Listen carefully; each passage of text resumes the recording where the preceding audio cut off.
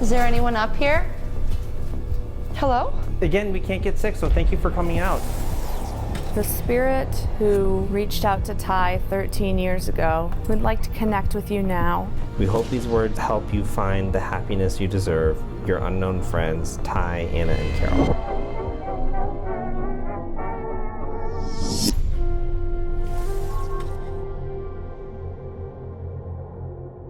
After a short night's rest and recalibration, we arrived back at Waverly Hills for our second day of investigation. Having purposely approached night one without a guide to see what we'd experience without bias, it was now time to learn about the more recent hauntings of this place from the extensive experience of our host, John Roberts. So we are back for our second evening of investigation, luckily right now during the sunlight, and we are here with our host, John Roberts, who is going to be taking us around to some of the hot spots that Waverly knows about. We want to know what you guys focus on as far as stories, legends, and lore that you've heard. And then I guess as we walk around, kind of talk about what happened last night for us so that we can get your opinion on it and kind of help aim us tonight as well. I look forward to it. So the room that we're standing outside of right now actually belongs to two of our permanent residents now, Lois and Audrey. They were sisters. At the age of 21, Lois contracted tuberculosis, and she was admitted here to Waverly Hills.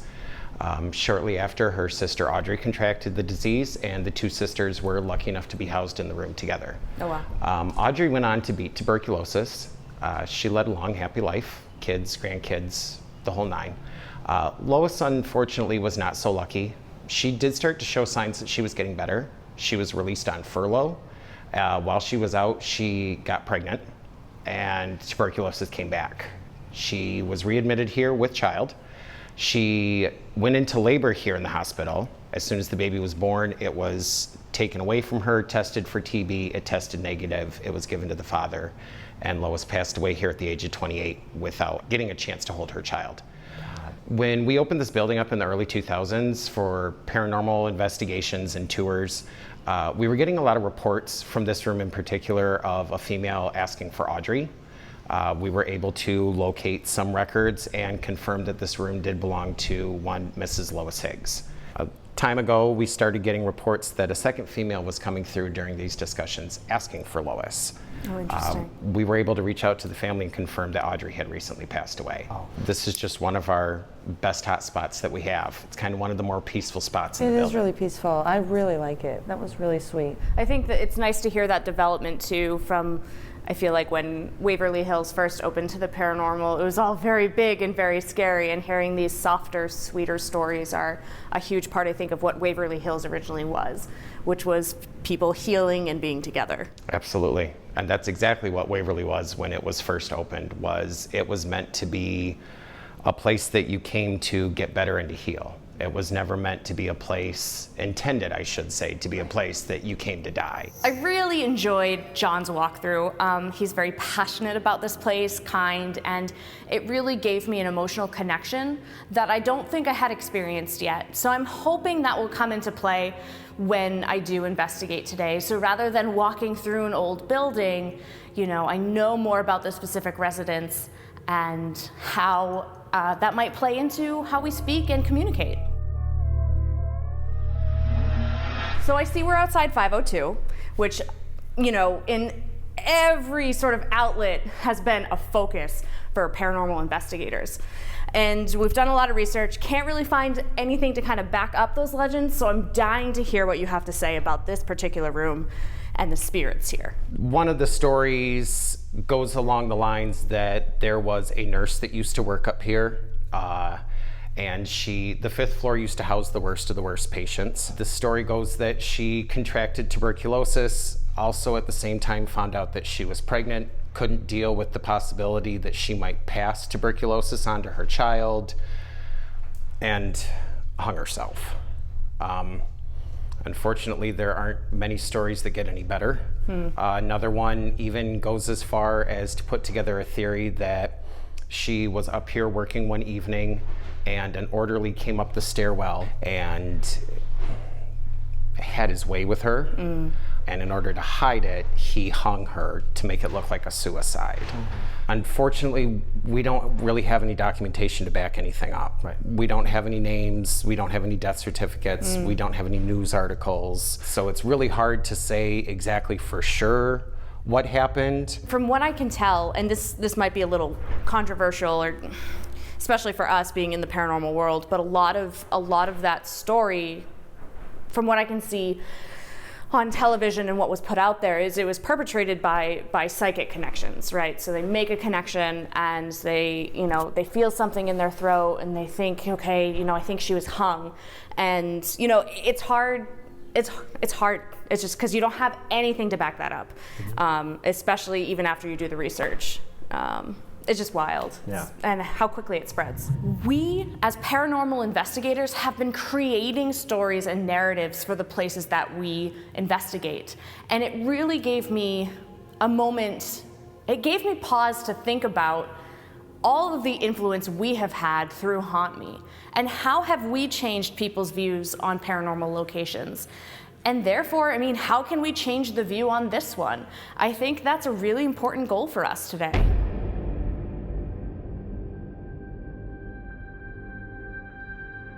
So now we're on the 4th floor. We spent some time here last night. So last night was awesome. I was really excited to be here. Ty was being touched a lot, and that was really freaking me out. We heard a door slam, which was weird because there's no doors on this floor that should be even closing, let alone slamming. Footsteps for sure. The 4th floor is still terrifying to me. I had my moments where I was a little shook. From my experience from being here before and last night, it seems that the activity is different on the 4th floor in an upsetting way. But that was just kind of our experience, trying to reach out and create a story and then something weirder comes through. What's your experience and what have you heard about this floor? This floor is very famous for our shadow figures. Okay. One of the favorite experiments of a lot of the guides and volunteers up here is coming up and doing shadow people, is what we call it. And it's a great way to come in at night, especially for guests that don't have any kind of equipment with them, and just stand in the hallway, look down, and just communicate. If you're there, give us a sign, poke your head out, and sit there long enough and you'll watch somebody walk across the hallway. You'll see a head poke out of a doorway. You'll see an arm or a leg reach out. So when Carol and I were here 13 years ago, we were told to be aware of the black masses that make you faint if they catch up with you. We were told that there were things that crawl on the ceiling, and the only way to make them stop following you is to race towards them and they'll vanish. We were told about the shadow figures that you just mentioned, and then doppelgangers too, and to come up with a safe word to make sure that it is actually your partner that's on that floor. Is that some of the drama of Waverly Hills, or is that something that also is based in reality here? So that's, if the reports are accurate, and by reports I mean the hundreds of reports, not just from the guests on the tours, but also from our staff and our volunteers as well. It's been experienced even up until literally just days before you guys came up here. Really? One of our guides claims that she was swallowed in the hallway by darkness. She felt very overcome. No, thank you. A lot of people, when they report that they feel that, report the faint, the overwhelmed, the upset feeling that comes from just that absolute darkness. The crawler, or the creeper, as some people like to say, is very real. He can be seen kind of a little humanoid creature crawling around, scurrying along the floors, up the walls, along the ceiling, kind of just goes wherever he pleases. I personally don't know the best way to deal with him being there because I've never been able to run at him. I always seem to find myself going the opposite direction and giving him his space. Oh, so you've seen it? I have. Great. Feels like a smarter direction. Thank you, thank you. That was kind of my guts thought in that moment. I'm with you there. You've seen it? Yes. The black mass, the big black overwhelming, I know that's real. It happened 13 years ago, but I can't explain the darkness. It didn't move towards us, but you could see it. and it was overwhelming. The crawler I did not see, and if I see it, I will have some kind of medical event. And a lot of our shadows that are up here are what some of us call our forgotten ones. Okay. What do you mean by that, the forgotten ones? So when this was Woodhaven in the 60s and the 70s, it was a geriatric mental facility. They didn't intentionally try to mistreat their patients, but they became so overrun because of their lack of staffing that they couldn't provide the level of care, and it ended up being an issue of neglect. That's what caused the bad treatment of the patients. It's not that it was intentional. Yep. And that's common, unfortunately. Because there was a lot of death from the neglect from the Woodhaven days, and Woodhaven, because of the renovations that had happened in the 60s before they moved in, they were only allowed to house on floors 1 through 3. 4 was off limits because it hadn't been renovated yet. It wasn't suitable for patient housing. But they became so overrun, they didn't have a choice. So they did start housing patients up here. And one day in '81, a city official came in, did an inspection, and took the elevator up, intending to get off on the 3rd, got off on the 4th, and waiting for the elevator, heard some sounds, started poking around, and saw very horrible situations and living arrangements for the patients that were up here. And they launched a probe because of that and shut it down officially in '82.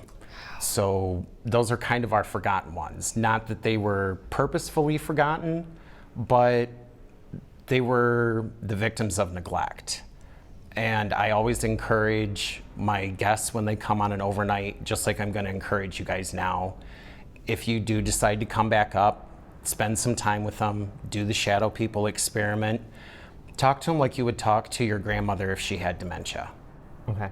Be sweet, be kind, be gentle. It's interesting that you say that, because the dichotomy of it is like, you know, wanting to be sweet, but experiencing such weird, terrifying things on the 4th floor. I got touched all over, and that's like one of my things that I like. I love working in the paranormal, but I don't like being touched. And it was like overboard last night, to the point where, like, you know, like you guys kind of pulled me out, because I thought I was covered in spiders. You know, like it was my chin and my back, and then my fingers start burning, and it was like, okay, this is not on the level.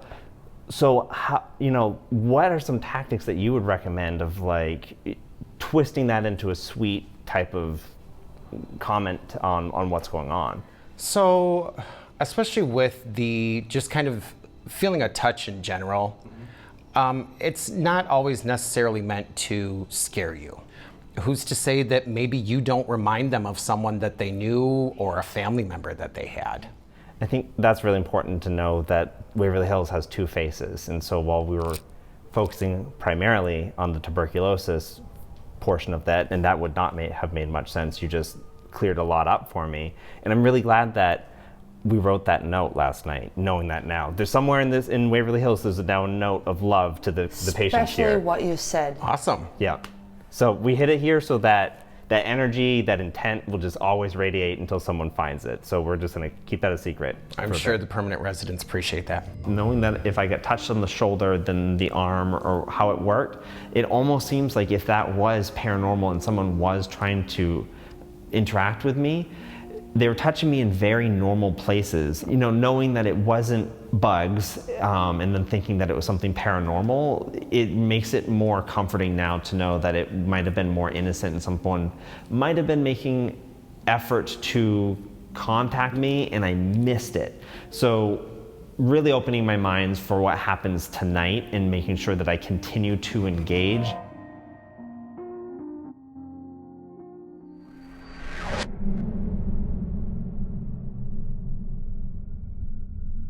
Okay, so we've made it all the way through above ground Waverly, and now we're at the infamous death tunnel, death chute, which is really what? A body chute. Okay.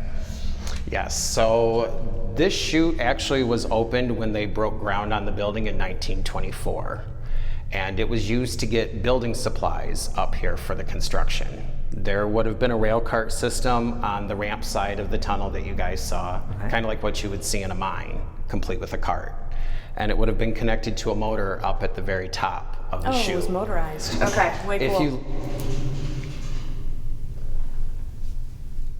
That was a rat, right? That was a rock. Yeah, that was on the metal roof, or something on the metal roof. It's okay, come on, we're just talking, come on down. That was me.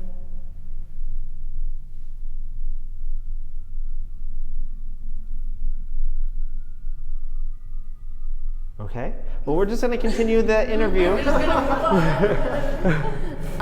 You can still see some of the ties for the rail in the on the ramp side, which is pretty cool. And you can even look up into the ceiling as you look across. You can see the eyelets from the cables that used to even connect it. The steps on the other side would have been used for the contractors to get up here, because the bottom of the tunnel lets out at a set of railroad tracks and then US 31. Imagine if you're a patient and you're sitting there looking, getting your fresh air and your sunshine, believing that you're going to beat this disease. But once an hour, you have to watch either an ambulance or a hearse pull up on the low road that used to run through that parking lot and carry away the deceased. Potential friend, loved one, neighbor, roommate even. I'm just gonna go, but... I was gonna say, should we go? Yeah, I'll be right back. It was investigation time. When you hear a noise, you should always go check it out if you're able to. I went off to go see if there's anything strange going on the inside. But we found nothing, so we continued on with the walkthrough. So as far as paranormal experiences here, like when I came down, I don't know about you guys, I didn't really feel anything, but I also wasn't getting a whole lot last night. What do you typically find when you're here? And why? Why would you think that is? It's such a practical area, like what?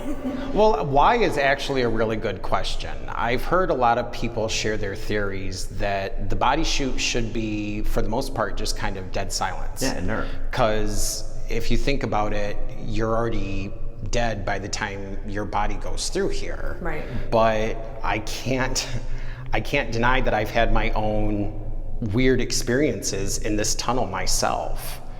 Just hearing disembodied women's voices from back where we just heard that stone being thrown. And nobody was there. Feeling like I was choked.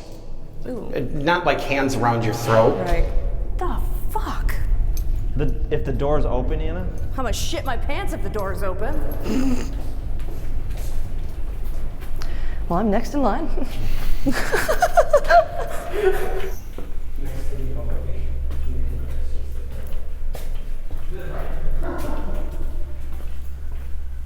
It's not raining, right?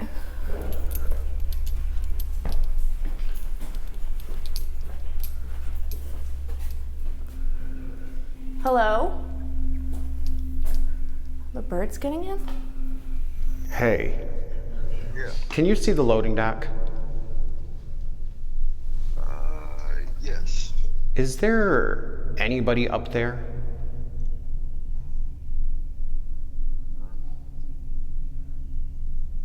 No? Let's see what this sounds like.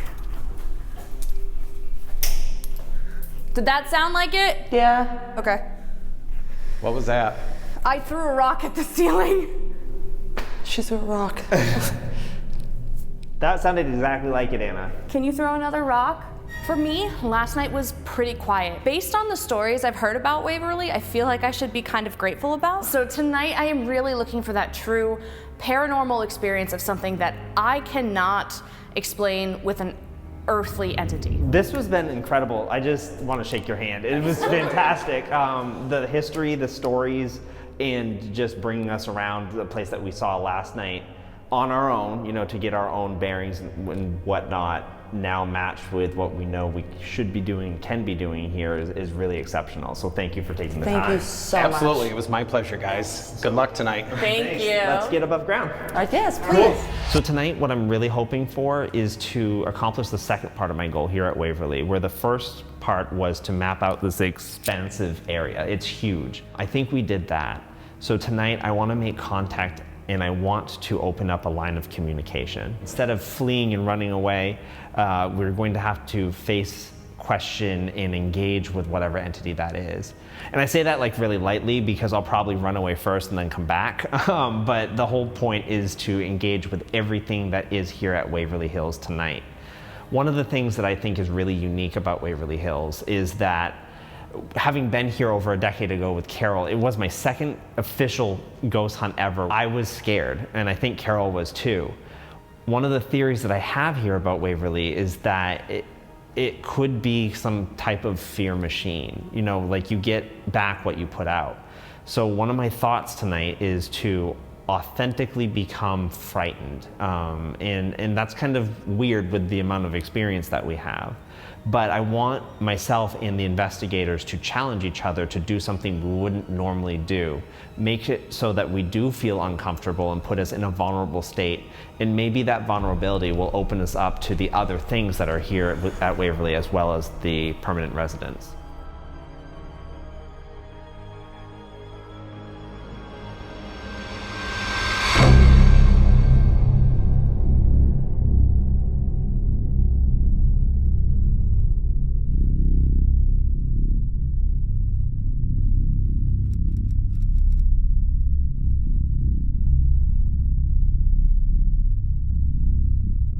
Okay, so we are back for night 2. We're kicking it off with an Anna experiment, which I am always excited about. I have an experiment planned to really open up a moment of communication with the spirits that are within Waverly Hills so we can have that conversation. It involves a giant crystal grid, mirrors, and a combination of tech. So my intention here is to essentially set an intention for each of these mirrors, and we won't be looking directly into them, but they'll serve as seats for the spirits of Waverly. Oh, so they're sitting, cool. Everyone's sitting between us? In between them. There's the legend that mirrors are the windows to the soul, so I really kind of wanted to lean into that. So I brought in 3 mirrors and built a large crystal grid, all with the intention of reaching out to the other side. It was important to make sure that we weren't inviting anything that wasn't already there. We really just wanted to sit down and see if we could have a conversation. We're here to get to know you, sit with us, spend time with us, tell us your story.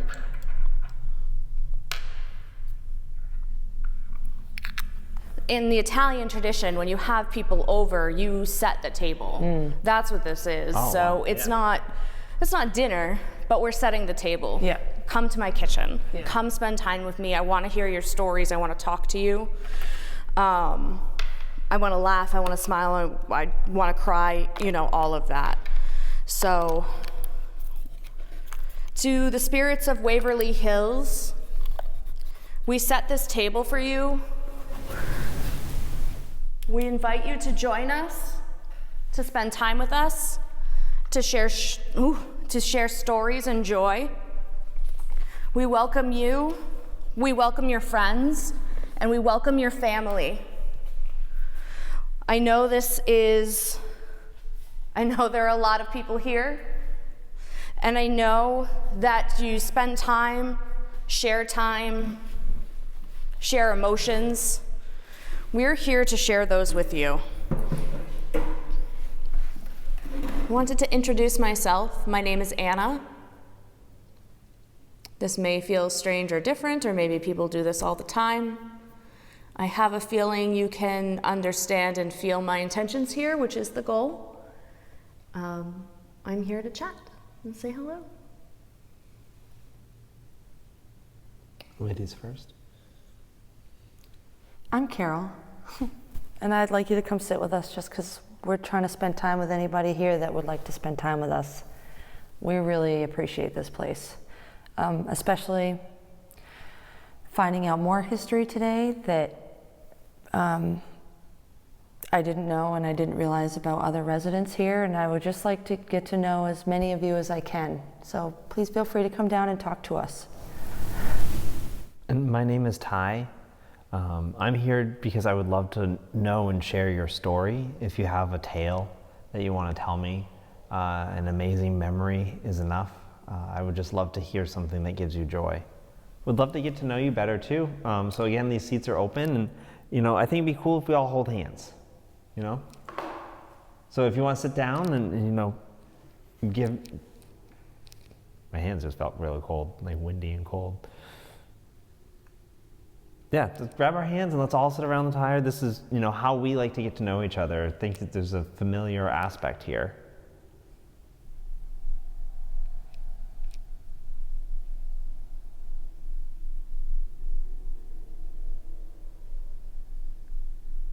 Do me a favor and just yell something.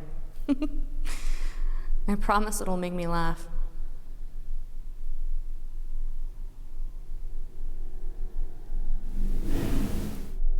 Did you hear that? That was down the hallway. Good enough. That was good, thanks. Thank you.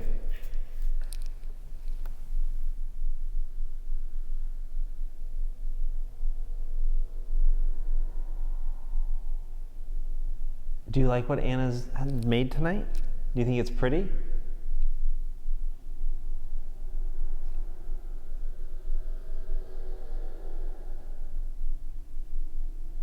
I know we're right in the lobby, but it feels like the right place to be,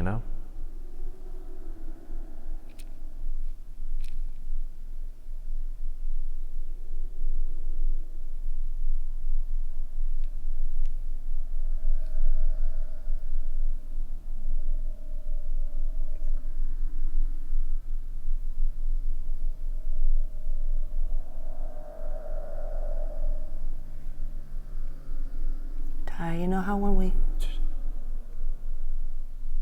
Did something just move away from that exit sign? Can you see I what's can't behind see the it. pole? I can see the slightest bit of red, I mean barely. I couldn't see any red before, and now I can. I thought something turned on, but maybe something was blocking it and moved out of the way. Because that's reflecting in the mirror. So that's the mirror, that's the exit sign.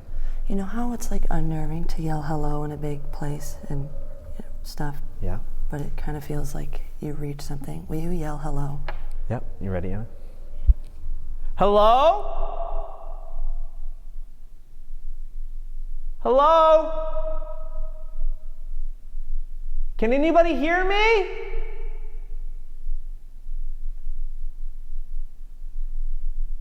We invite you to our table.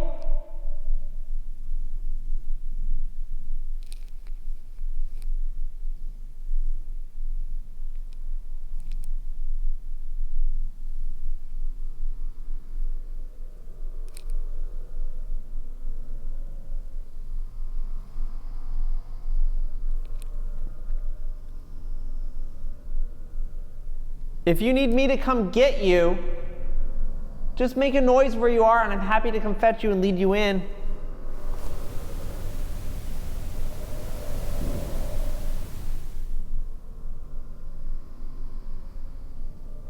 All right, let's switch gears. Okay.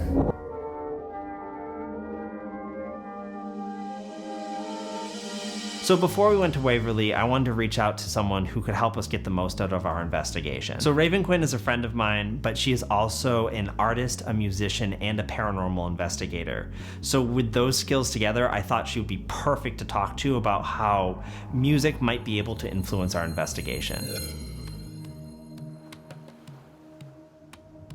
Hey Raven, thank you for coming on Haunt Me. I have feel pretty proud to have officially collected you for the show now, so I appreciate your time today. Oh, I'm glad to be here. I feel good to be officially collected. So I want to bring you in specifically for your insight on the overlap between musical energy and spiritual energy. And so just before we get into the paranormal, in your career, how have you witnessed music touch people? I mean, I think that music in and of itself is sort of a universal language. You can, touch someone's heart so deeply and so emotionally with this delicate balance and dance between, you know, the musical accompaniment and the way a vocal is performed and the melody and the harmony and all of these things, you know, kind of swaying into one another in such a way that it really transports someone emotionally.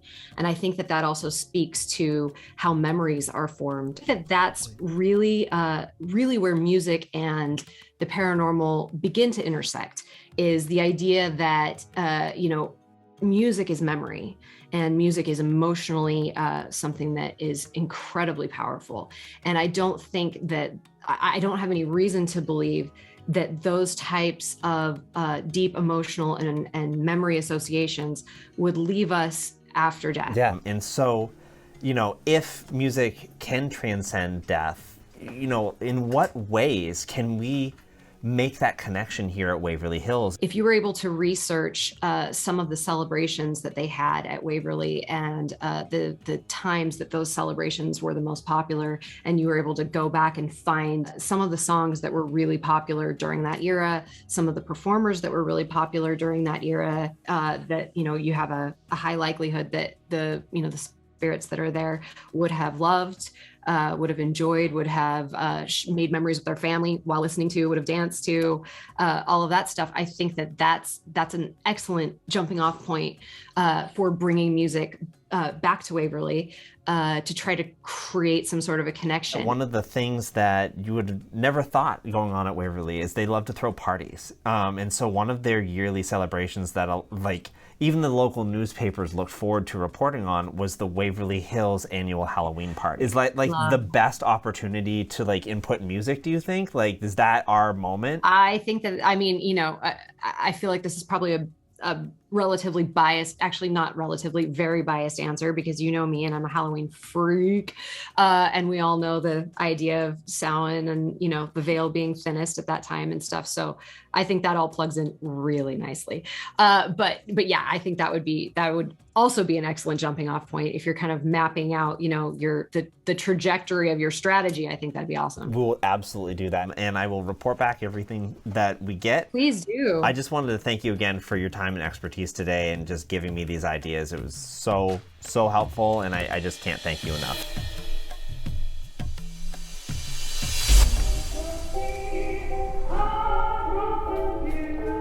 It's party time! Welcome to the Haunt Me Halloween party, everybody. Come on down, Waverly Hills. We're in the lobby. We're having a party. Everybody, it's party time. Oh, come on! We go party! We got bubbles. We got food, music, games. Everybody's invited. I welcome you to come in and take the first dance with me. We have some games set up for you guys in a bit. We want to have a good time tonight and really show everybody what Waverly Hills is all about. My friends Carol and Anna are heading around to make sure that we grab all of you guys and then have a good time. The Halloween party that would happen here for so many years was a really big part of Waverly's identity. All the patients and the staff got into it, and it was a really big morale booster in a place that honestly really needed that. And so we wanted to recreate that energy to try to really show them who we are and what we're about. Anybody in here? Just wanted to invite you. Party in the lobby. Come down for some food. And we have music, not just the instruments. We're gonna be playing music too. Yeah, we've got better music than this. No, it's relaxing. Please come have some cookies and dessert. We've already picked over some of them.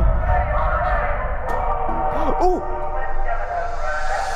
I feel like I should have been very scared to be in the lobby of Waverly Hills completely alone while my team was walking around. But it just goes to show how much music does affect the energy of the room, that was probably the safest I felt on any investigation in recent memory, and I was in the heart of Waverly Hills.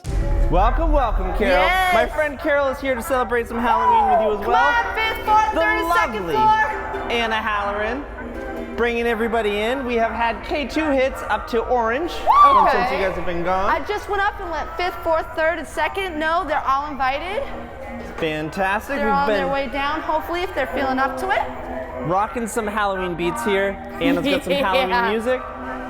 And we've got some refreshments over here in the corner by this lovely orange box if you would like to have a cookie. I know that I was terrified to walk up and down the halls and invite everybody, but the second I started doing it, it felt like anyone on the other side was reciprocating. I kept getting these visions, like they're like popping out of their doorways, like, who is this? What do they want? What are they doing? What is that noise coming from? And it's like, yeah, follow, come on. It was a good feeling. Happy Halloween!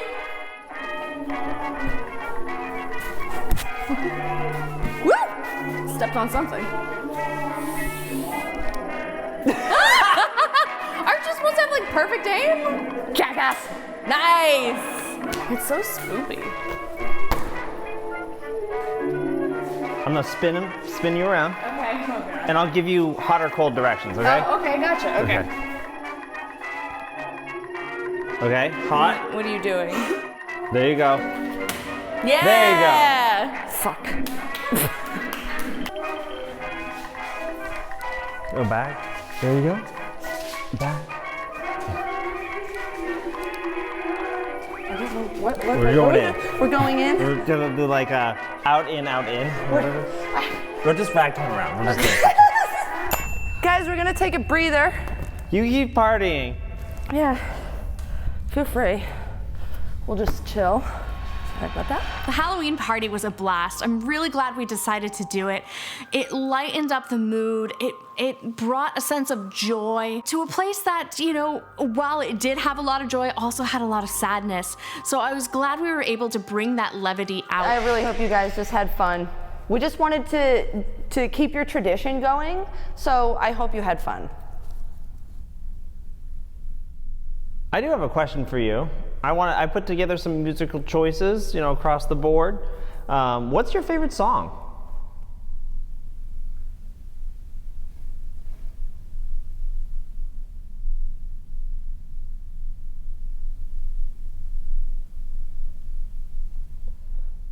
What's your favorite snack food here at Waverly Hills? Is there someone in the doorway? I don't want to turn and startle anybody.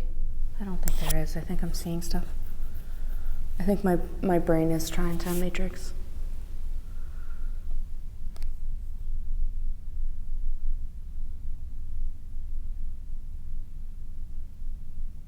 It's really dark in here. What's your costume of choice? I know we kind of sprung this party on you, but what will you dress up as if we give you more notice?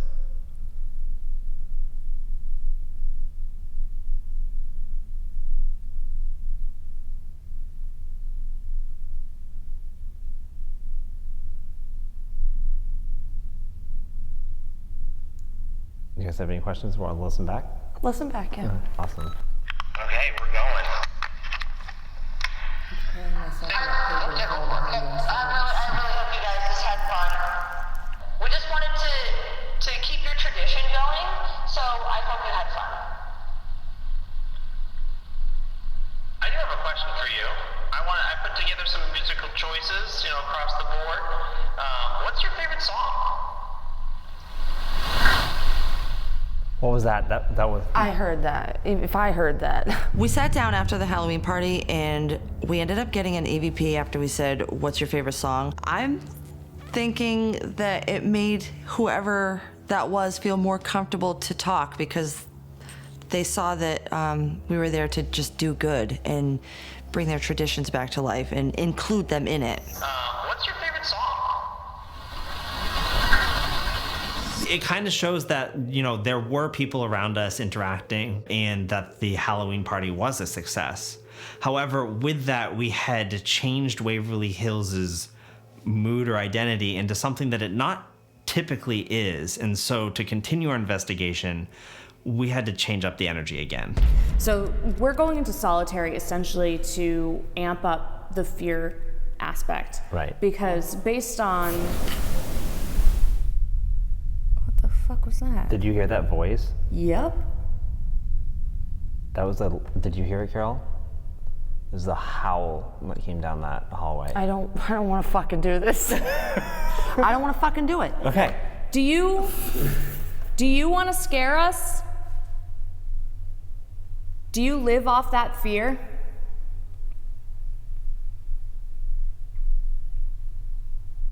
My name is Ty.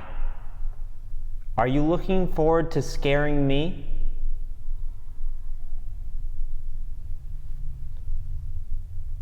This is Carol. Hello. Are you looking forward to scaring Carol?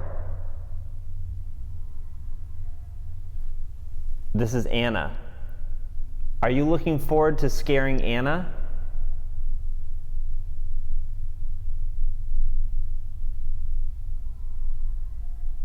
We're gonna listen back real quick.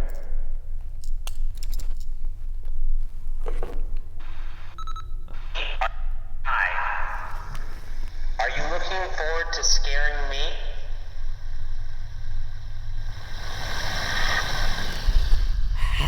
This is Carol. That was a bro. Hello. Are you looking forward to scaring Carol? This is Anna. Fuck you. Are you looking forward to scaring What, dude? Oh no. This is gonna suck so bad. We were talking about doing solitary. Do we put Carol in first?